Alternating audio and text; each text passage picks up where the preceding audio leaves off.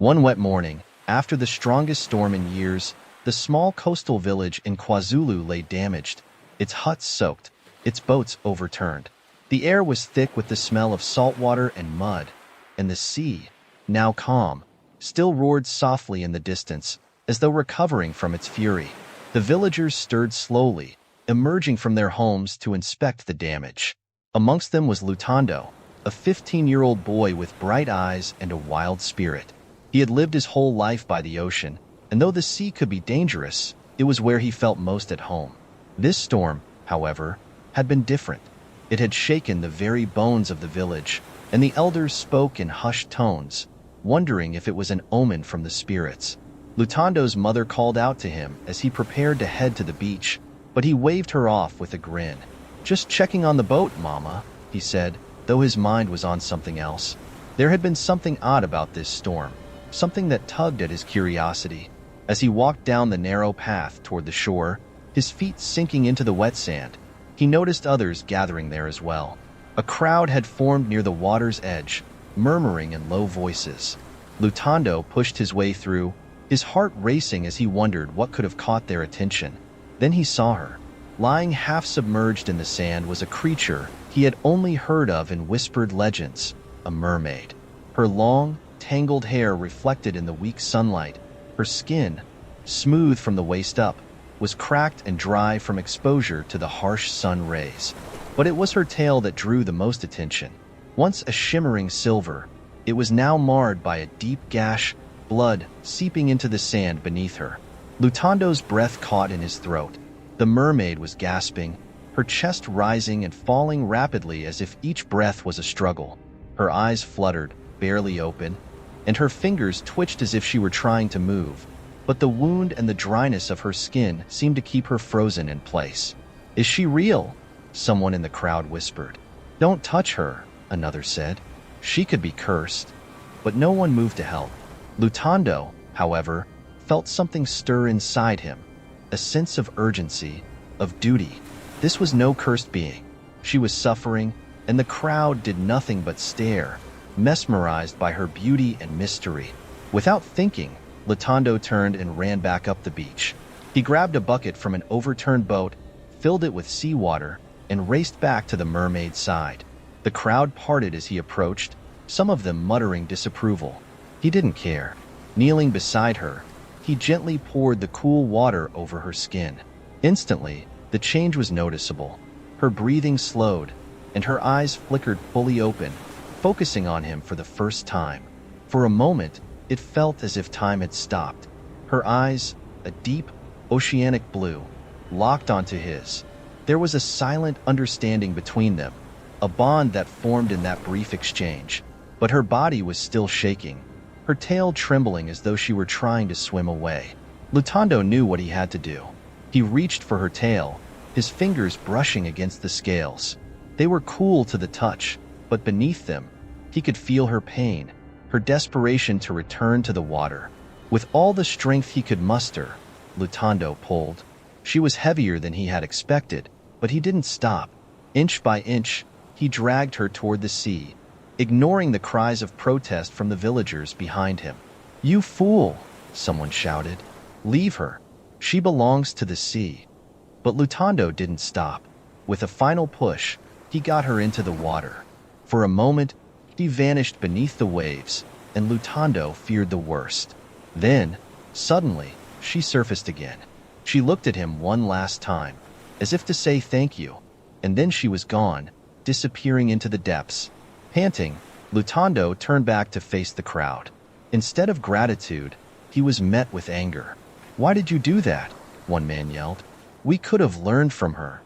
Others murmured in agreement, but it was the voice of the village's oldest and most feared figure that silenced them all. The medicine man, an 80-year-old elder with a wrinkled face and piercing eyes, had just arrived. He leaned heavily on his walking stick, his voice cold with anger. "You are a fool, boy," he hissed, his voice cutting through the air like a knife. "That creature was a gift from the gods, and you've let her go. I could have used her parts to make powerful medicines, magic that would have protected this village for generations. Now you've thrown that chance away." Lutando's heart pounded in his chest. He hadn't considered any of that. He had only wanted to help. But the medicine man's words weighed heavily on him, and the crowd began to murmur again, their anger turning into something darker, fear. Over the next few months, life in the village returned to normal, but Lutando found himself isolated. People whispered behind his back, calling him reckless, a fool. Even his closest friends seemed distant, their eyes filled with doubt and suspicion. But Lutando couldn't shake the memory of the mermaid. At night, he dreamed of her, of the way her eyes had looked into his, the unspoken bond they had shared. He would wake with a strange longing, a pull toward the sea that he couldn't explain. Then, one day, it happened. Lutando had been out fishing in his small, homemade boat, as he often did. The sky was clear, the water calm, and he had almost forgotten the strange events of that stormy morning. But as the sun began to set, a shadow passed beneath his boat. At first, he thought it was just a large fish, but then the boat rocked, tipping dangerously to one side. Before he could react, the boat capsized, and Lutando was thrown into the water. Lutando hit the cold water with a hard splash, and the shock knocked the wind from his lungs. For a moment, he swung in the sea, disoriented, the world spinning around him. His boat was gone, overturned and sinking, the gentle waves now deceptively calm. Salt water stung his eyes as he struggled to stay afloat, the weight of his clothes dragging him down. He kicked desperately, trying to get a glimpse of what had caused the capsize. The shadow moved beneath him again, swift and silent. Panic set in. Lutando had heard tales of sea creatures, of monsters that lurked in the deep. Maybe the villagers had been right all along. Maybe something out there had come for him. His head dipped below the surface, water filling his mouth as he gasped for air. It was then that he felt something wrap around his ankle. His heart pounded in his chest as he instinctively tried to kick free, but the grip tightened. Just as he thought he was being dragged under for good, a familiar figure emerged from the dark depths. The mermaid. Her grip on his ankle was firm, but there was no malice in her eyes, only urgency. Lutando's fear began to subside, replaced by a strange sense of calm as he locked eyes with her once more. The water around them seemed to still, as if the sea itself acknowledged her presence. She pulled him down, deeper into the water, and though every instinct screamed for him to swim to the surface, he followed. They descended into the ocean, the light from above growing dimmer as the water darkened around them. Lutando's chest burned, his lungs screaming for air, but the mermaid's presence made him trust her, even in the face of certain death. Deeper and deeper they went, until the world above became a distant memory. Just when Lutando thought he could hold his breath no longer, the mermaid led him through a narrow crevice in the seafloor. They emerged into a hidden chamber, bathed in soft, glowing light from strange, luminescent corals that lined the walls. The chamber itself was dry, a pocket of air deep within the ocean, and Lutando collapsed onto the sandy floor, gasping for breath. To his utmost surprise, Lutando's clothes were now dry. Not even a drop of water remains on them. The mermaid watched him, her eyes filled with concern. Her once wounded tail was now fully healed, shimmering in the faint light. She moved with grace, her long hair floating around her like a living thing, and for the first time, Lutando realized just how powerful and otherworldly she truly was. "Why?" he finally managed to ask between breaths. His voice echoed in the chamber, sounding small and insignificant in the vastness of the ocean. The mermaid didn't speak, not in the way humans did. Instead, she moved closer, her fingers grazing the ground, tracing symbols in the sand. The symbols glowed faintly, and suddenly, Lutando could feel her thoughts, images and emotions flooding his mind in a way he had never experienced before. She was grateful for what he had done that day on the beach, for saving her life. But there was more. She had brought him here because he was in danger. The same shadow that had nearly taken his life today had been hunting him since that fateful morning. A dark force, older than the ocean itself, had been awoken the moment Lutando saved her, and now it was coming for him and for the village. Lutando stared at her, his heart racing again. but this time from a different kind of fear. What can I do?" he asked, his voice trembling. The mermaid's thoughts pressed into his mind again. She was going to teach him. The ocean held secrets, ancient powers that only a few knew how to control. Lutando was different.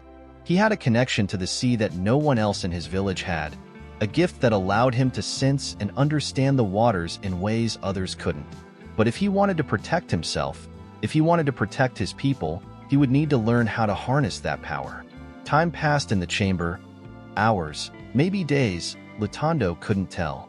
The mermaid showed him how to communicate with the sea, to feel its currents and hear its whispers. She taught him the stories of the ocean gods, of the creatures that lurked in the deepest trenches, and of the balance that kept the sea and land in harmony. He learned how to manipulate the water, how to summon the strength of the tides, and how to read the signs of danger in the wind and waves. Lutando's mind spun with everything he had learned. He couldn't believe what the mermaid told him about Medicine Man, respected and feared in the village. But the more he thought about it, the more it made sense. Finally, the day came when the mermaid told him it was time to return to the surface. She couldn't leave her world, but Lutando had to deal with what she warned him about on his own. She gave him one last gift, an ancient shell, filled with the power of the ocean itself. If he ever found himself in desperate need, the shell would summon her to his aid. Lutando emerged from the water days later, his skin wrinkled and his body aching, but his mind sharper and more focused than it had ever been. The villagers had long stopped searching for him, convinced he had been lost to the sea. When he appeared at the shore, they were shocked, whispering amongst themselves about his survival. But Lutando was not the same boy who had disappeared. He had changed. His time with the mermaid had given him a quiet strength, a knowledge that set him apart from the others. At first, he kept what he had learned to himself, unsure of how to explain the impossible.